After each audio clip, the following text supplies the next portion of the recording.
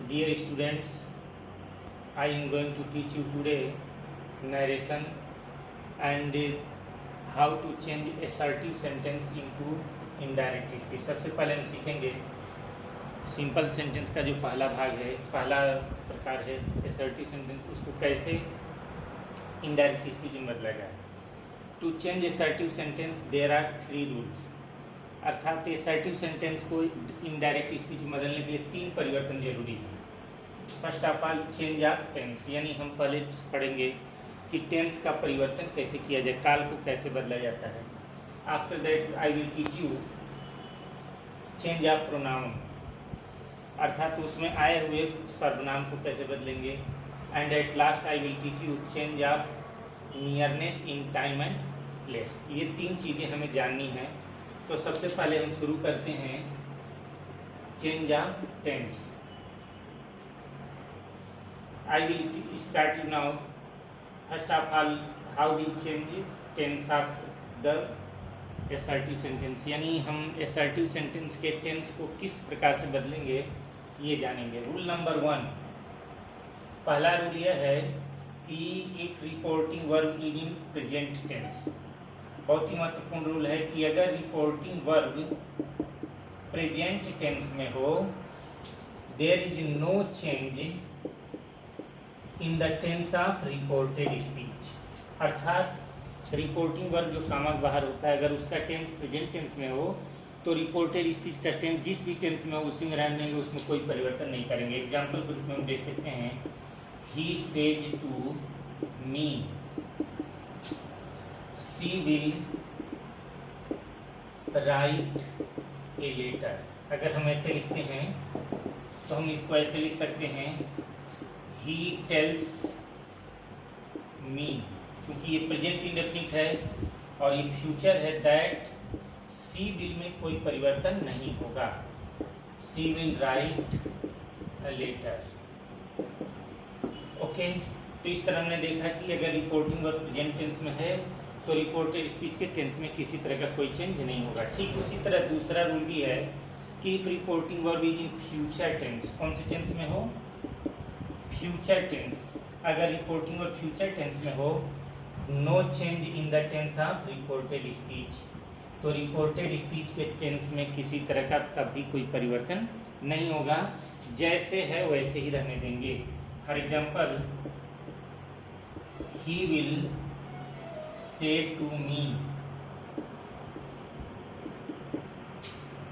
C writes an essay.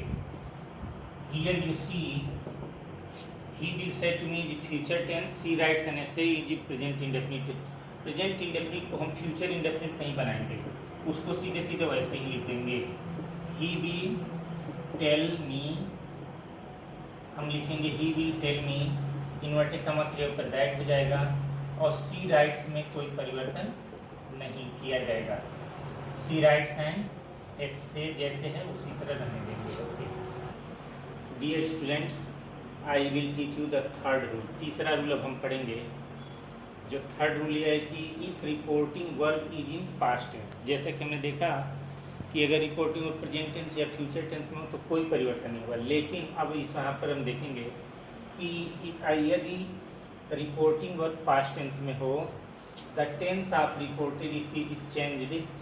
अब हम देखेंगे कि अगर रिपोर्टिंग और पास्ट टेंस में हो तो क्या क्या परिवर्तन होंगे रिपोर्टेड स्पीच के टेंस में. तो सबसे पहला परिवर्तन होगा कि रिपोर्टेड स्पीच यदि प्रेजेंट इंडेफिनिट टेंस में हो तो उसको पास्ट इंडेफिनिट में कर देंगे.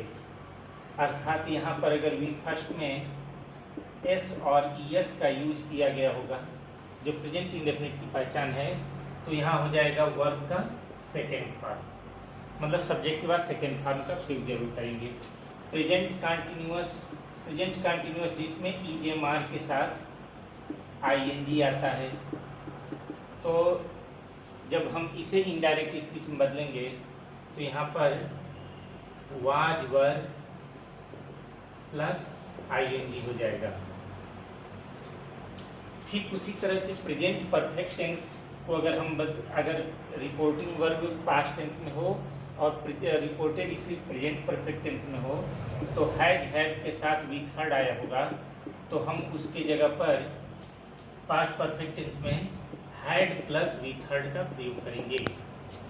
ठीक उसी तरह यदि रिपोर्टिंग वर्ब पास्ट टेंस में हो तो रिपोर्टेड स्पीच में आए हुए प्रेजेंट परफेक्ट कंटिन्यूअस टेंस को यानी has had plus been plus ING को हम पास्ट परफेक्ट कंटिन्यूअस टेंस यानी had plus been plus V first ING में बदल देंगे। उसी प्रकार केवल प्रेजेंट ही पास्ट में नहीं बदलता है, प्रेजेंट के ही चारों फॉर्म पास्ट में नहीं बदलेंगे बल्कि पास्ट भी पास्ट में बदलेगा। अर्थात अगर रिपोर्टिंग वर्ब पास्ट टेंस में हो और रिपोर्टेड स्पीच में पास्ट इंडेफिनिट टेंस आया हो यानी वर्ब का सेकेंड फॉर्म आया हो और उसे बदलने के लिए दिया जाए तो उसे हम पास्ट परफेक्ट टेंस में बदलेंगे और वहाँ पर हो जाएगा हैड प्लस वी थर्ड। उसी प्रकार अगर रिपोर्टिंग वर्ब पास्ट टेंस में हो और रिपोर्टेड स्पीच में पास्ट कंटिन्यूअस टेंस आया हो यानी पहले से ही was verb plus V first ING आया हुआ हो तो हम इसे पास्ट परफेक्ट कंटिन्यूअस टेंस में यानी had plus been plus V first ING में बदल देंगे। सातवां रूल है कि यदि रिपोर्टिंग वर्ब पास्ट टेंस में हो और रिपोर्टेड स्पीच में विल, शैल, कैन और मे ये अगर चारों शब्द आए हों तो हम उनको क्रमशः would, should, could and might में बदल देंगे। Now I will show you some examples. Okay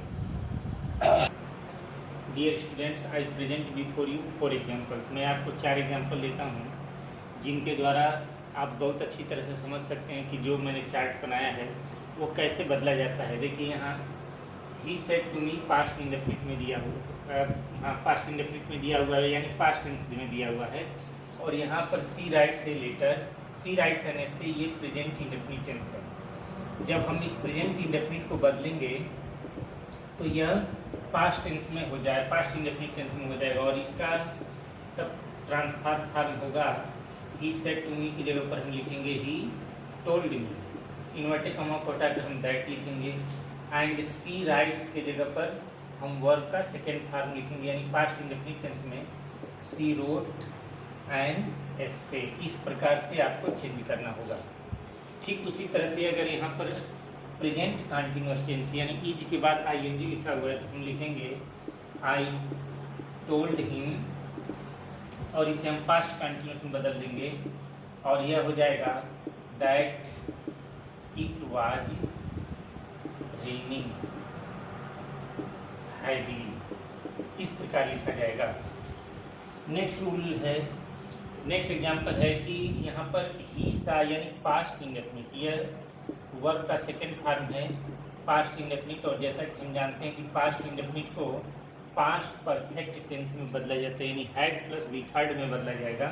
तो इसका रूप इस प्रकार से हो जाएगा ही टोल्ड मी दैट ही और सा की जगह पर हम हैड प्लस वी थर्ड का प्रयोग करेंगे।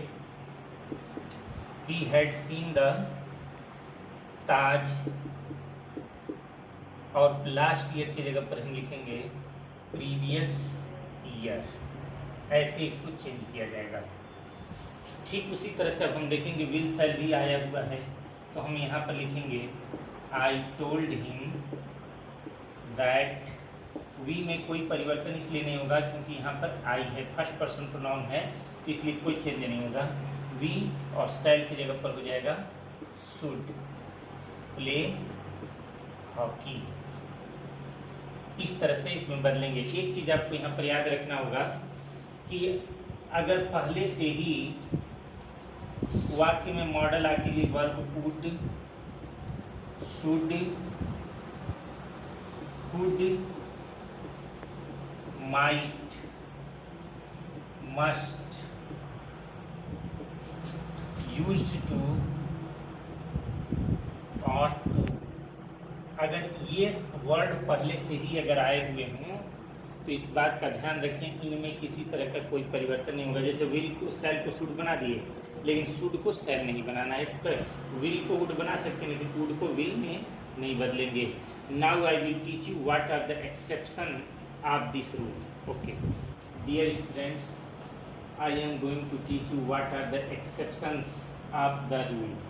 जैसा कि हम तीसरा रूल पढ़े हैं कि रिपोर्टिंग वर्ब अगर पास्ट टेंस में हो तो रिपोर्टेड स्पीच भी पास्ट टेंस में हो जाता है, यानी वह किसी भी टेंस में हो, प्रेजेंट में हो, फ्यूचर में हो, यहाँ तक कि पास्ट में हो तो भी वो पास्ट टेंस में ही हो जाता है। लेकिन इस नियम के कुछ अपवाद हैं। पहले तो मतलब समझिए कि अपवाद का मतलब क्या। अपवाद का मतलब होता है कि एक ऐसा नियम जो सब पर लागू होता हो लेकिन कुछ पर लागू न होता हो। तो यह अपवाद ऐसे हैं, जैसा कि रूल है कि रिपोर्टिंग वर्ब अगर पास्ट टेंस हो तो रिपोर्टेड स्पीच भी पास्ट टेंस में होगा। लेकिन यहाँ पर कुछ रूल ऐसे हैं कि भले ही रिपोर्टिंग वर्ब पास्ट टेंस में हो तब भी रिपोर्टेड स्पीच के टेंस में कोई परिवर्तन नहीं होगा। जिसमें सबसे पहला रूल है यूनिवर्सल ट्रूथ, यानी सार्वभौमिक सत्य। अर्थात अगर रिपोर्टेड स्पीच में कोई ऐसी बात कही जाए जो तीनों कालों में सत्य हो, यानी सदा सत्य रहने वाली बात हो, वो कभी बदलने वाली ना हो, तो वह जिस टेंस में बोला गया होगा उसमें कोई परिवर्तन नहीं करेंगे। भले ही यहाँ पर सेड आया हो तो भी कोई परिवर्तन नहीं होगा। जैसे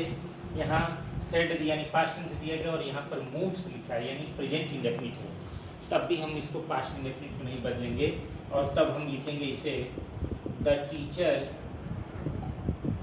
told us that the earth moves, moved नहीं होना चाहिए, मूव्स अराउंड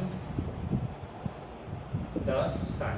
इसे हम ऐसे ही लिखेंगे, कोई परिवर्तन नहीं करेंगे। दूसरा है प्रूवर्ब, यानी अगर रिपोर्टेड स्पीच से कोई भी कहावत कही गई हो तब भी हम किसी तरह का कोई परिवर्तन नहीं करेंगे। यानी यहाँ इज दिया तो यह वाज नहीं हो जाना चाहिए और यह लिखा जाएगा my friend told me that honesty.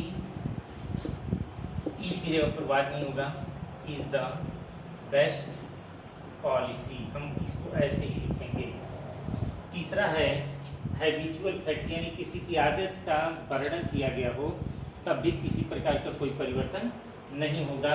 यहाँ बार्क की जगह पर बार्क्ड नहीं होना चाहिए और तब हम लिखेंगे he told me that dogs bark at the strangers, यानी कुत्तों की आदत है कि वह अजनबियों पर क्या करते हैं, भौंकते हैं, इसलिए बार्क की जगह पर बार्क नहीं लिखेंगे। और चौथा जो है वो एक्सेप्शन है ऐतिहासिक तथ्य, हिस्टोरिकल फैक्ट, यानी अगर किसी ऐतिहासिक घटना का वर्णन किया गया हो तब भी कोई परिवर्तन नहीं हुआ। जैसे Kalidas is the Shakespeare of India, जैसे कि कहा जाता है कि कालिदास भारत के शेक्सपियर हैं क्योंकि दोनों लोग ऐतिहासिक नाटक लिखे थे, तो उसी उनकी कंपेयर की गई है। यहाँ पर हम कोई परिवर्तन नहीं करेंगे और लिखेंगे सी टोल्ड मी, ऐसे लिखेंगे सी told me that Kalidas is में कोई परिवर्तन नहीं होगा, is the Shakespeare of India. हम इसको ऐसे ही लिखेंगे, इसमें किसी तरह का कोई परिवर्तन नहीं करेंगे ना। In this way now change of tense in assertive sentence is complete. Okay, thank you.